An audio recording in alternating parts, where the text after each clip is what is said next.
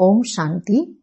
17 August 2024ના સાકાર બાબાના મહાવાક્યો. મીઠા બાળકો, વિનાશી શરીરોને પ્રેમ ન કરો, અવિનાશી બાપને પ્રેમ કરો તો રડવાથી છૂટી જશો. પ્રશ્ન છે, અનરાઇટિયસ પ્રેમ શું છે અને એનું પરિણામ શું હોય છે? ઉત્તર છે, વિનાશી શરીરમાં મોહ રાખવો અનરાઇટિયસ પ્રેમ છે. જે વિનાશી વસ્તુમાં મોહ રાખે છે તે રડે છે. દેહ અભિમાનના કારણે રડવું આવે છે.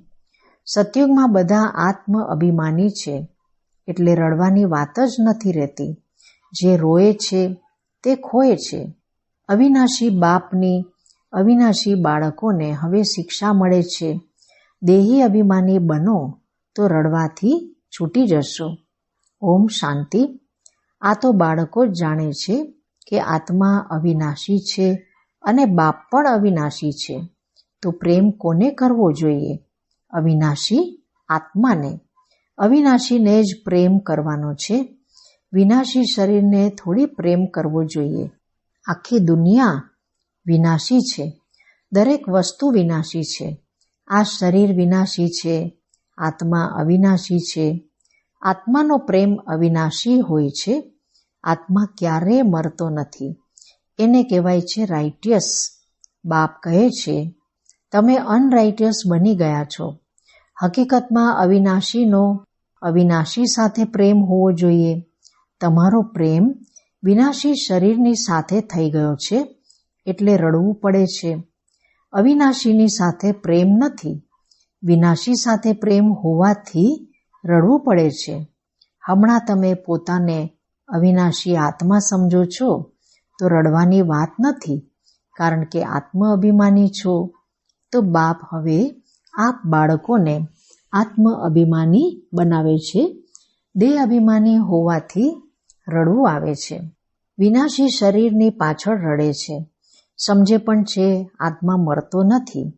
બાપ કહે છે પોતાને આત્મા સમજો. તમે અવિનાશી બાપના બાળકો અવિનાશી આત્મા છો. તમારે રડવાની જરૂર નથી. આત્મા એક શરીર છોડી જઈ બીજું પાર્ટ ભજવે છે. આ તો ખેલ છે. તમે શરીરમાં મમત્વ કેમ રાખો છો? દેહ સહિત દેહના બધા સંબંધોથી બુદ્ધિયોગ તોડો. પોતાને અવિનાશી આત્મા સમજો. આત્મા ક્યારેય મરતો નથી. ગાયન પણ છે, જે રોય છે તે ખોય છે. આત્મ અભિમાની બનવાથી જ લાયક બની જશો. તો બાપ આવીને દેહ અભિમાનીથી આત્મ અભિમાની બનાવે છે. કહે છે તમે કેવી રીતે ભૂલેલા છો? જન્મ જન્માંતર તમારે રડવું પડે છે. હવે ફરીથી તમને આત્મ અભિમાની બનવાની શિક્ષા મળે છે. પછી તમે ક્યારે રડશો જ નહીં. આ છે રડવાવાળી દુનિયા. તે છે હસવાની દુનિયા.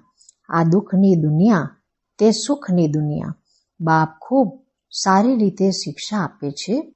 અવિનાશી બાપની અવિનાશી બાળકોને શિક્ષા મળે છે.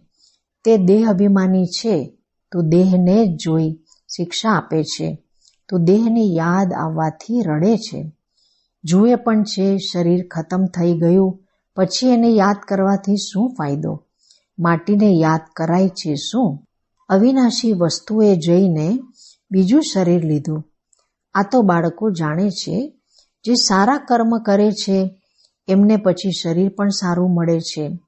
કોઈને ખરાબ રોગી શરીર મળે છે તે પણ કર્મો અનુસાર છે. એવું નથી કે સારા કર્મ કર્યા છે તો ઉપર ચાલ્યા જશે. ના, ઉપર તો કોઈ જઈ નથી શકતું. સારા કર્મ કર્યા છે તો સારા કહેવાશે, જન્મ સારો મળશે. છતાં પણ નીચે તો ઉતરવાનું જ છે. તમે જાણો છો કે આપણે કેવી રીતે ચડીએ છીએ. ભલે સારા કર્મોથી કોઈ મહાત્મા બનશે તો પણ કળા તો ઓછી થતી જ જશે.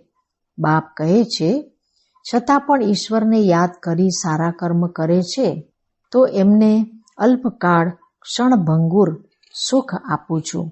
તો પણ સીડી નીચે તો ઉતરવાની જ છે. નામ સારું થાય.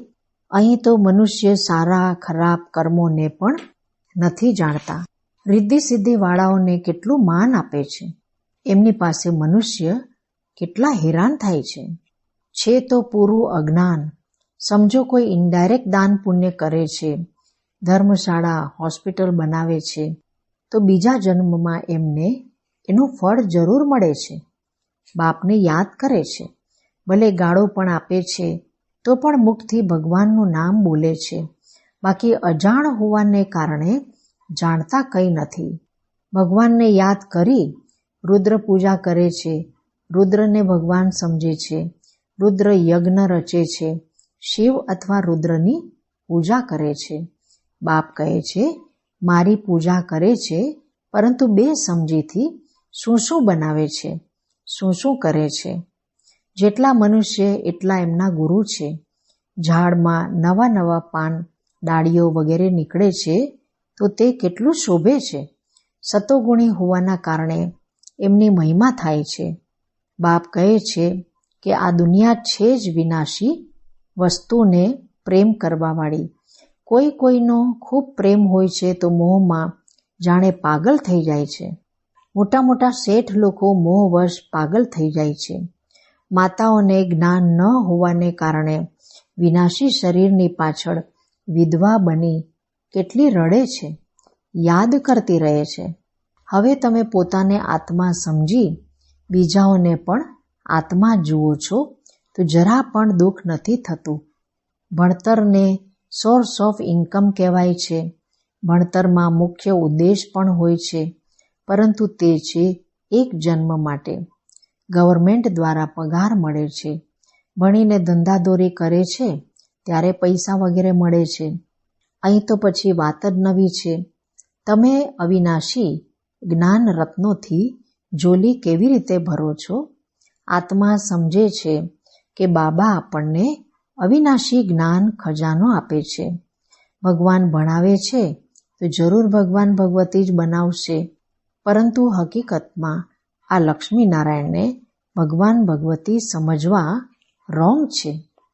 હમણાં આપ બાળકો જાણો છો, ઓહો, જ્યારે આપણે દેહ અભિમાની થઈ જઈએ છીએ તો આપણી બુદ્ધિ કેટલી ડિગ્રેડ થઈ જાય છે. જાણે કે જાનવર બુદ્ધિ બની જાય છે. જાનવરોની સેવા પણ ખૂબ સારી થાય છે. મનુષ્યોની તો કંઈ પણ નથી. રેસના ઘોડા વગેરેની કેટલી સંભાળ થાય છે. અહીં તો મનુષ્યોની જુઓ શું હાલત છે. કૂતરાને કેટલા પ્રેમથી સંભાળે છે, ચાટતા રહે છે, સાથે સુવડાવે પણ છે.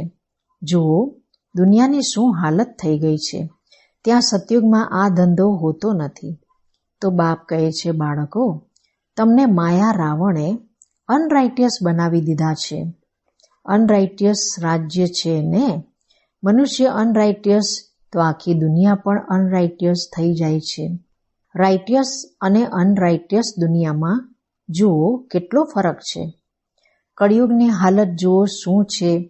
હું સ્વર્ગ સ્થાપન કરી રહ્યો છું તો માયા પણ પોતાનું સ્વર્ગ દેખાડે છે, પ્રલોભન આપે છે. આર્ટિફિશિયલ ધન કેટલું છે. સમજે છે અમે અહીં જ સ્વર્ગમાં બેઠા છીએ. સ્વર્ગમાં થોડી આટલા ઊંચા 100 મંજિલના મકાન વગેરે હોય છે. કેવા કેવા મકાન સજાવે છે.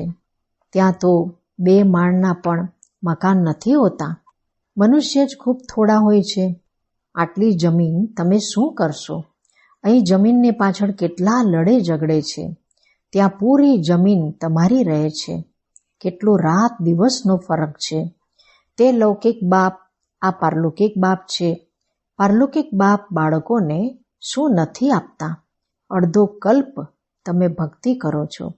બાપ સ્પષ્ટ કહે છે, આનાથી મુક્તિ નથી મળતી, અર્થાત મને નથી મળતા. તમે મુક્તિધામમાં મને મળો છો. હું પણ મુક્તિધામમાં રહું છું. તમે પણ મુક્તિધામમાં રહો છો. પછી ત્યાંથી તમે સ્વર્ગમાં જાઓ છો. ત્યાં સ્વર્ગમાં હું નથી હોતો. આ પણ ડ્રામા છે. પછી હું બહુ આવી રીતે રિપીટ થશે. પછી આ જ્ઞાન ભૂલાઈ જશે, પ્રાયલોપ થઈ જશે. જ્યાં સુધી સંગમયુગ નથી આવ્યો ત્યાં સુધી ગીતાનું જ્ઞાન હોય કેવી રીતે શકે? બાકી જે પણ શાસ્ત્ર વગેરે છે તે છે ભક્તિ માર્ગના શાસ્ત્ર. હમણાં તમે નોલેજ સાંભળી રહ્યા છો. હું બીજરૂપ જ્ઞાનનો સાગર છું. તમને કંઈ પણ કરવા નથી દેતો, પગે પણ પડવા નથી દેતો. પગે કોને પડશો? શિવ બાબાના તો પગ નથી, આ તો બ્રહ્માના પગે પડવાનું થઈ જશે. હું તો તમારો ગુલામ છું. એમને કહેવાય છે નિરાકારી, નિરઅહંકારી. તે પણ જ્યારે એ એક્ટમાં આવે, પાઠ ભજવે, ત્યારે તો નિરઅહંકારી કહેવાય. બાપ તમને અથાગ જ્ઞાન આપે છે. આ છે અવિનાશી જ્ઞાન રત્નોનું દાન. પછી જે જેટલું લે, અવિનાશી જ્ઞાન રત્ન લઈને પછી બીજાઓને દાન કરતા જાઓ. આ રત્નો માટે જ કહેવાય છે. એક એક રતન લાખોના છે. કદમ કદમ પર પદમ આપવાવાળા તો એક જ બાપ છે. સર્વિસ પર ખૂબ અટેન્શન જોઈએ.